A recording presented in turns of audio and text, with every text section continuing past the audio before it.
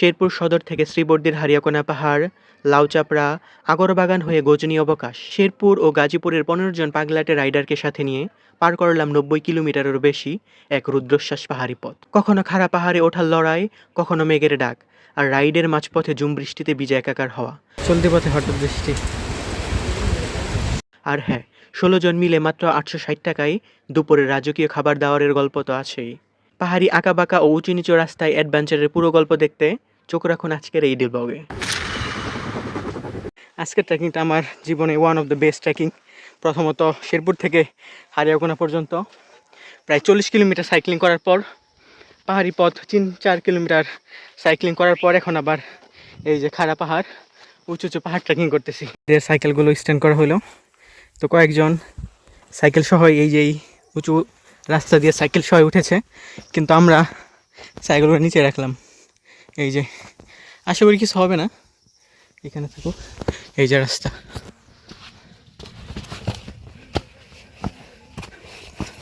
Cycling করার পরে আমাদের সাইকেলগুলো ওই যে নিচে রাখা, থেকে ভিউটা মারাত্মক।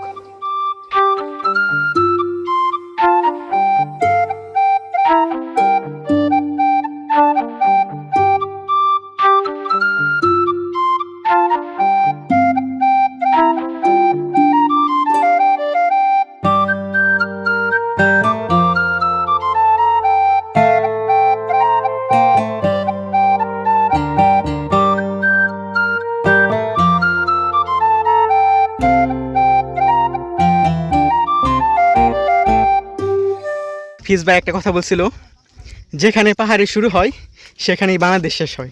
কথাটা সত্য। আপনাদের একটা সুন্দর জিনিস দেখাই, এইদিকে সব পাহাড় হচ্ছে বাংলাদেশের, ওই যে সামনের পাহাড়টা ওটা ভারতের, আর ওখানে হচ্ছে কাজু বাদামের বাগান। সো এটা হচ্ছে কাজু বাদামের বাগান, জুম করে দেখাই, এই যেটা। তবে এটা ইন্ডিয়ার অংশ, তবে যারা স্থানীয় আছে ওদের সাথে থাকলে আপনারা খুব সহজে যেতে পারবেন।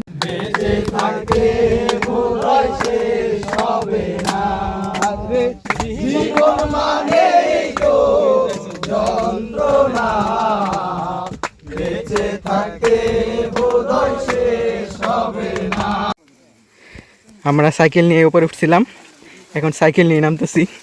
ওঠার সময় কষ্ট বেশি থাকলেও নামার সময় কষ্ট নেই, কি বলো তাই না? কষ্ট বেশি লাগতেছে সেটাই। হ্যাঁ, সাইকেলগুলো অনেক হালকা। ওইখানে বাজারে যা বসলেই হবে, আমরা যাই বাজারে যা বসবো। শেরপুর থেকে সাইকেলে পথ পেরোই বহু মাইল, পাহাড়ি বাঁকে হারিয়াকোনা টিমের সবাই স্মাইলে। লাউচাপড়ার সবুজ নেশা, তারপর আগর বাগান, বৃষ্টি শেষে গজনীর পথে মন গেয়ে ওঠে প্রাণ। গোয়ান মুরাদ নামটা তোমরা রেখো মনে, ছেলেটা একটু পাগল বটে কিন্তু প্রকৃতি ভালোবাসে। গোয়ান মুরাদ নামটা তোমরা রেখো মনে, ছেলেটা একটু পাগল বটে কিন্তু প্রকৃতি ভালোবাসে। ভাই মাশাআল্লাহ, দেখেন কি পরিমাণ লটকন ধরে আছে এক একটা গাছে।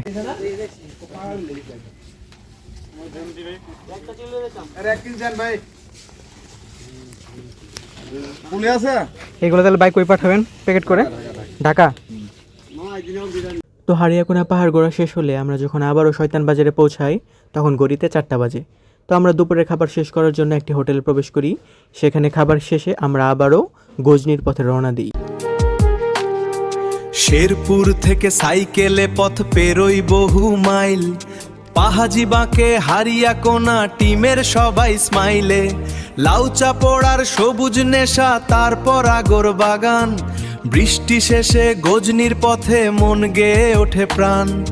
গোয়ান মুরাদ নামটা তোমরা রেখো মনে, ছেলেটা একটু পাগল বটে কিন্তু প্রকৃতি ভালোবাসে। ভাই সাংঘাতিক রাস্তা, মানে শেরপুরে যে এত সুন্দর রাস্তা আছে সেটা অনেকে জানেই না। এই রাস্তাটা হচ্ছে হারিয়াকোনা যাওয়ার পথে, যদিও হারিয়াকোনাতে যাওয়ার জন্য কয়েকটা পথ আছে। এটা হচ্ছে শয়তান বাজার থেকে বালিজুড়ির যে পথটা, এই পথে আপনি যদি এই পথে আসেন ভাই সাংঘাতিক, আপনি এই রাস্তার মায়ে পড়বেনই। দেখেন এখন মনে হচ্ছে অ্যামাজন জঙ্গলের মাঝখান দিয়ে যাচ্ছি। এই যে মাঝে মাঝে ওপরে উঠতে হয়, কষ্ট হয় অনেক, এরপর নিচে নামবো আরামসে। ছোট্ট বিরতি, এই যে 2 তলা চায়ের দোকান। এই যে সেই ভাইরাল আগরবাগান, এটা হচ্ছে আগরবাগানে যাওয়ার রাস্তা। তো যারা চিনেন না আগরবাগানে যাওয়ার রাস্তা, ঠিক এই যে এখানেই দেখবেন একটা চায়ের দোকান আছে 2 তলা।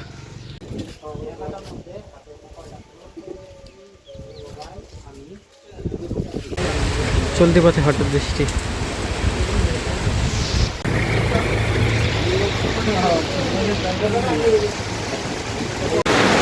এই মুহূর্তে আমরা এই আগরবাগানের সামনে অবস্থান করতেছি।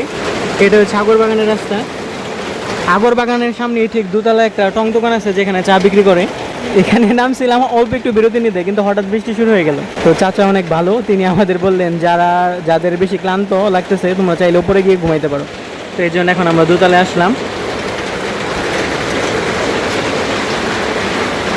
এটা হচ্ছে আগরবাগানের রাস্তা। এই দিক দিয়ে আসলে আগরবাগান যাওয়া হয়।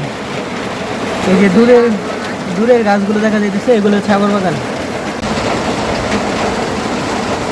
বৃষ্টির পর যেন প্রকৃতি তার রূপ দেখাইতেছে, সাংঘাতিক সুন্দর লাগতেছে। বৃষ্টির কারণে ছোট্ট একটা বিরতি নিয়েছিলাম, এরপরে দেখেন প্রকৃতি একদম মনোমুগ্ধকর, রাস্তা ভেজা। আমরা 12 জোরের পথ শেষ করতে করতে অলরেডি এখন আমরা গজনী অবকাশের সামনে এসে পড়ছি।